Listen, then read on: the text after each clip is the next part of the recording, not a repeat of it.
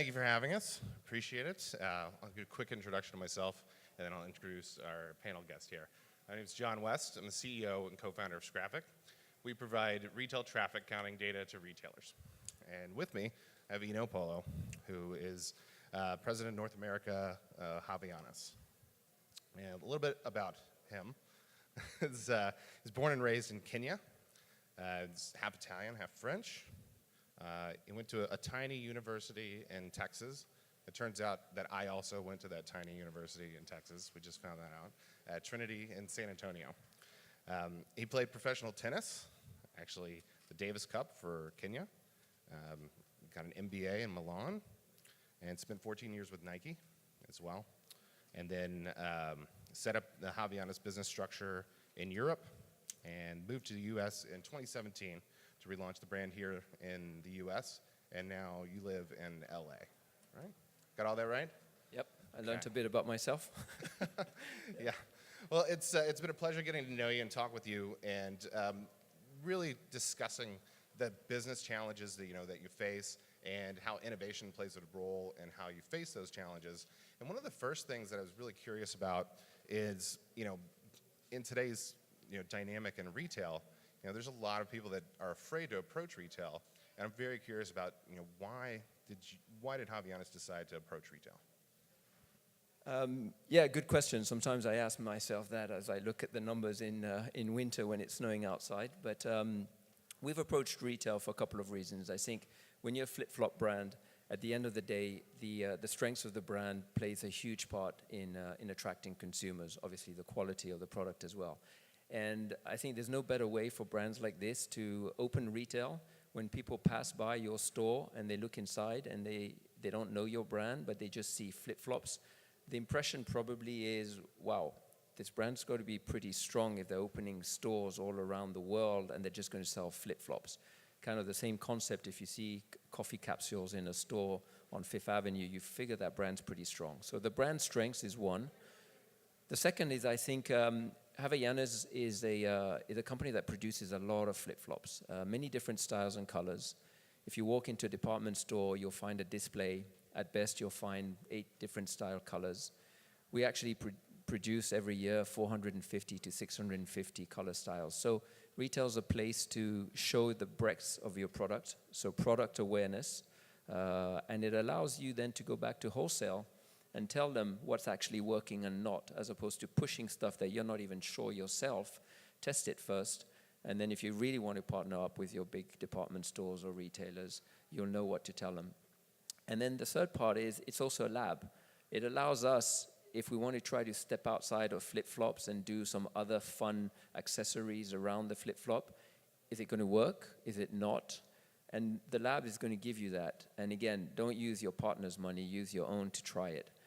So that's the other point of retail. And last but not least, obviously, it's a way to get more products on people's feet and to increase your revenues, where in some places you might not find a partner that believes in your brand. And if you open a store in one of the hot spots, whether it's in the Hamptons or one of the islands, you can get quite a lot of sales. That's great. So, and you start getting into a little bit of seasonality when you start talking about those types of locations.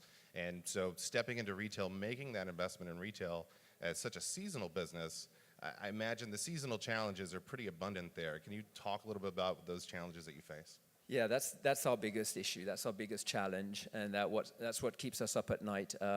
We end up, just look at a city like this. We have a store in World Trade Center, and you just have to look outside the weather. And I don't know if anyone walked in today, but if they did, I'd like to know why. But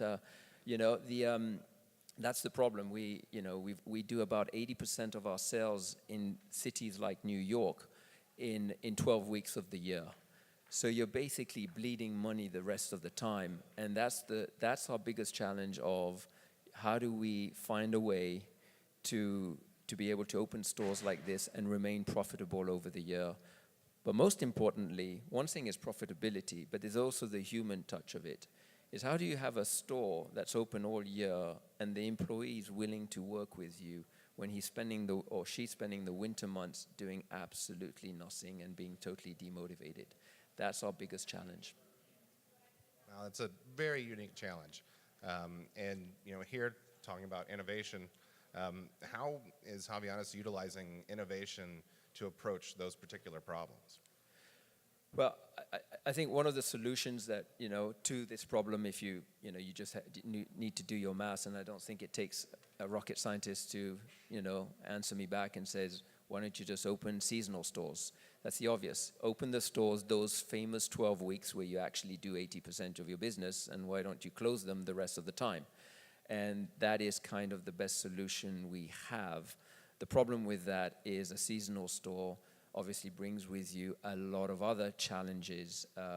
One of them is you have to set it up and you have to take it down. And that in itself can just wipe out your bottom line margins. You have to hire people and then they leave you.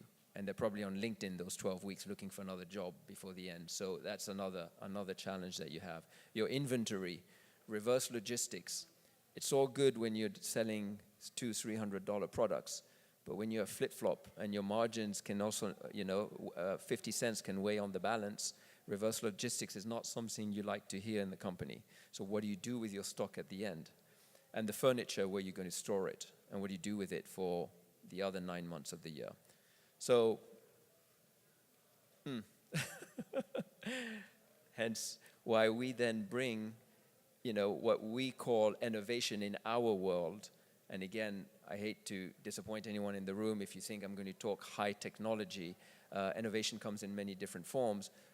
But innovation for us, comes in the form of, how can you work around a seasonal concept that you can maybe share it with somebody else?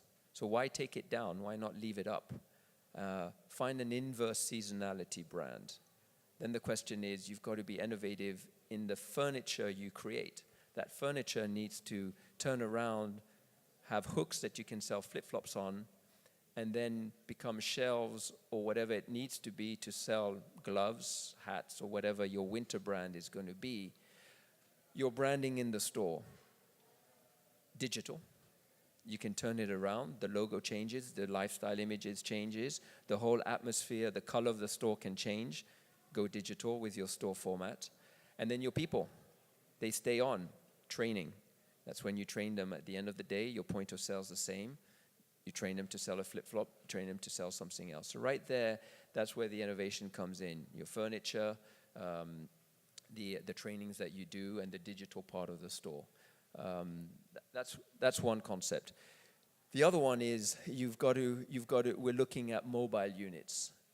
So we talked about taking things down, taking things up. One of the things we're working on is how can we use a mobile unit that has a multifunction. So if you think of Havaianas and you say, okay, what are our biggest selling months? You'd say June, July, August, right? Middle of the summer in the northern hemisphere. So we have a mobile truck that can sell. So take a combi van or whatever that opens up and you can take it to different destinations. What do you do after? Well, you have your sales reps that go out and sell your spring, summer season, that usually they go in and take the orders from August to October, November timeline. So then it turns into a showroom. And then when you're done with that, you usually start running events, consumer-oriented activation events, from about March to June. So whether it's a music festival, Coachella, whenever it is in February, March, then you use it to do activation events. So suddenly you've got an instrument or a unit that has a 9 months life cycle at worst, and you're paying back for a lot of it. It ties into a lot of things as well as around sustainability and reuse. Those themes really tie into what you're talking about there too. Digital signage, the ability to repurpose the store for a different brand really ties into a lot of the same messages we've been hearing today on those elements too. Another part of it as well is, there's also, we've talked about the inventory. Inventory is what can make or kill retail. I'm sure anyone who's in retail, at the end of the day, that is it. And I think people always think of retail, at least, the creative part, and I'm one of those guilty ones coming from a brand marketing background. But at the end of the day, it's your inventory. So even on these mobile units, what are you selling? You have to create a product merchandising around something that you can then reuse. So we're lucky in the sense that at the end of the day, I'm sure a lot of people here will buy a basic or what we call a core flip-flop. You know, you're not going to go crazy wild with the colors. Our black is the best selling. But you need to merchandise your collection, that you've got a large portion of your collection that you can reuse a following year. So keep your merchandising maybe 1 or 2 years, well, in our case, 2 years. So you've got what you're keeping as good merchandise, good products. And then the other is find a way for the rest. You've got to work with an outlet. So in the seasonality for us, not a problem to be at 30, 40, 50% off in the winter months. But how do you ship to your outlet? Here again, innovation. How do you manage? It's all down to the supply chain. How are you getting your products out of that mobile unit and straight to an outlet without it crossing the United States 2 or 3 times? And these are all parts, again, it's, you know, we don't have much time, but this is where, you know, you've got to get in there and use a lot of the technologies that are out there, whether systems, freight options, warehousing, supply chain innovation is really, you know, what's going to be the key to our success. Right. And so with, you know, the past of doomsaying around retail, we kind of have been dispelling that over the last few years, and now, you know, technology is finally catching up in retail, it seems. We're starting to see more innovation on the retail side of it. Where do you see retail in the future? Yeah, well, I think retail has you know, the digital world. I believe retail obviously is going to be a big part of that. If you look at a brand like ours, like Havaianas, I think retail has both options. I always kid people that says, you know, buying a pair of flip-flops online is as easy as buying a book. Once you know your size, just click on the color, click out, and you're done. I mean, it's the easiest thing to buy online. On the other side, though, I also believe that, you know, there's going to be always a moment in time where people want some interaction. I cannot believe that we're just going to go live and exclude ourselves from the whole world, even though it seems like, you know, when you look at kids these days, that's what they're doing. But I can't believe that there's not going to be a backlash to that. And I look at retail, even in fashion, and I look at and I say, you know, even for us, the Starbucks model, you know, that's what we've got to be. You've got to be able to offer something that you can come in and out and buy your cup of coffee, buy your flip-flop, and you don't want to really waste any time. But you also can come into a store environment where it creates some type of community. That's what we need to start working on. And the other, where you can just come out and just chill and just enjoy the atmosphere. So if it's a Havaianas store, and again, trust me, what I'm saying is where we'd love to be. I wish we were there today. But a Havaianas store, you're in the middle of winter, you're walking down a street in New York, and you know what? We're going to give you a bit of that summer spirit. You know what? It's been a gloomy, gray day just for the last 2 weeks. Step in, and get a bit of that summer spirit. Feel, you know, whatever it is when you walk in the store, we've got to find that innovation to give you that feeling. If we can do that, then you know what? You might not want to buy a book, a flip-flop online. You might enjoy coming and purchasing it in retail. But if our store's just going to be sell as much as you can, as quick as you can, why bother? You know, digital's going to eat our lunch. So part of what I'm hearing is a lot of what the future of retail is going to be about is defining the customer experience in a more interactive way, something where it's about your brand and the experience and how the customer is going to experience that brand. And it depends it depends on what level you are. If you're in a high fashion brand or you are in more of a lifestyle, you know, people could accuse us of being a lifestyle commodity or accessory. It plays different roles, but I just gave an example of Havaianas. I think, you know, some of the high fashion brands, whether, you know, one of my favorite is the atmosphere you have when you walk into an Hermes store, you know, and the storytelling that's there and the bicycle that they happen to have there. And I'm not saying it's a museum, but it's intriguing, you know, it's storytelling. It's, you know, why would I buy a Birkin online? You know, the experience of buying it in their own store beats anything. But if it doesn't feel special, then of course I'm going to go buy it online. Why would I waste my time? I think that's all the questions I've got for you. Is there anything else you want to add today? No, again, like I said, it's, you know, a lot of these are, you know, can often be very theoretical. What I like to tell people at the end of the day is sometimes don't overthink it, you know, just do one thing and do it well. So, you know, I could sit here and talk about all the ideas, but at the end of the day, if we don't execute any, it's worthless. So, sometimes just opening a pop-up in the middle of a shopping mall, you learn and you move from there. But, when you have a challenge, find a solution and then evolve from whatever it is. I've seen brands just spend too much time trying to find the perfect solution, and it just doesn't happen.